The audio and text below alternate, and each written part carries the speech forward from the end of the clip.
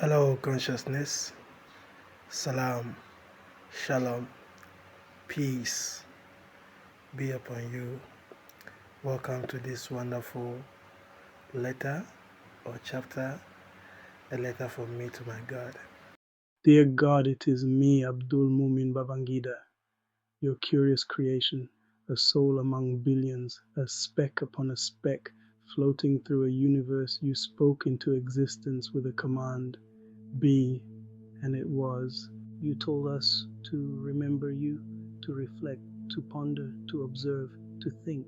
So if these thoughts seem strange, perhaps they are simply the fruits of remembrance, because the more I remember you, the more I wonder about you, and the more I learn about you, the more I realize how little I truly know, which makes sense.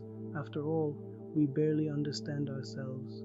We study the body, yet cannot fully explain the soul. We study the brain, yet cannot fully explain consciousness. We study the universe, yet cannot fully explain existence. So how could I ever claim to fully understand you? I cannot, and I do not. That is not why I write. I write because you fascinate me. There is a verse that has followed me for years, a conversation that occurred before my existence, before my father's existence, before humanity's existence, a conversation between you and the angels. You informed them that you would place mankind upon the earth, and they asked, will you place therein those who will spread corruption and shed blood while we glorify you and praise you? And then came your response, a response so simple yet so profound that humanity has been unpacking it ever since. Surely I know what you do not know, and there it is, the sentence that refuses to leave my mind. What did you see? The angels were not wrong. History proves their concern. There is bloodshed, there is corruption, there are wars, empires rise and fall, tyrants crush the weak, brother kills brother, neighbor betrays neighbor, the earth drinks more blood than rain. And still, you were right. You knew something they didn't. You saw something they couldn't. You loved something about us before we even existed. And that amazes me, because if I were judging humanity solely by the evening news, I might have sided with the angels. Yet you saw beyond the violence, beyond the greed, beyond the arrogance, beyond the weakness.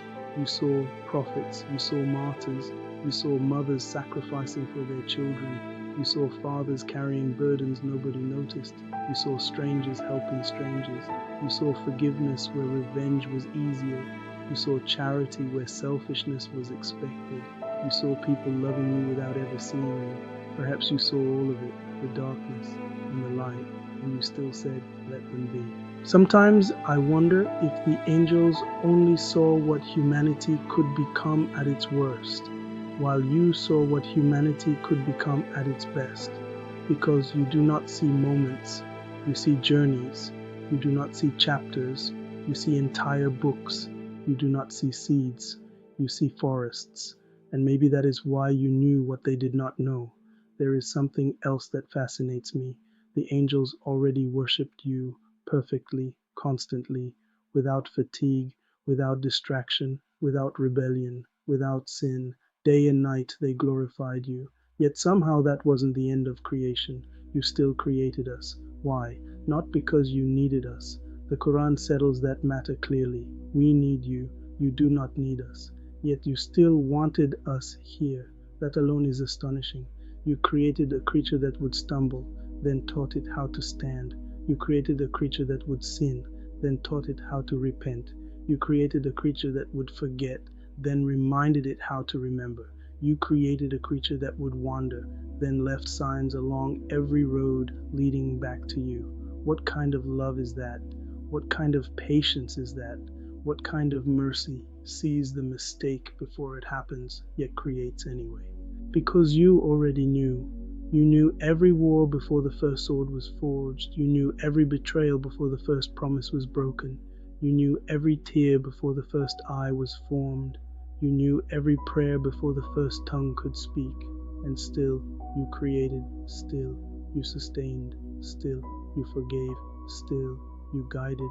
Still, you loved. Maybe that is what the angels could not yet see. Not humanity as we are, but humanity as you saw us, the possibility hidden beneath the imperfection, the beauty hidden beneath the struggle, the believer hidden inside the sinner, the saint hidden inside the wanderer, the servant hidden inside the ego, the light hidden inside the clay. And perhaps that is why this verse refuses to leave me alone, because every time I think I understand it, it becomes deeper. Every time I think I have reached the shore, I discover an ocean. Every time I think I have found an answer, I uncover another question. Not a question that weakens faith, a question that strengthens wonder.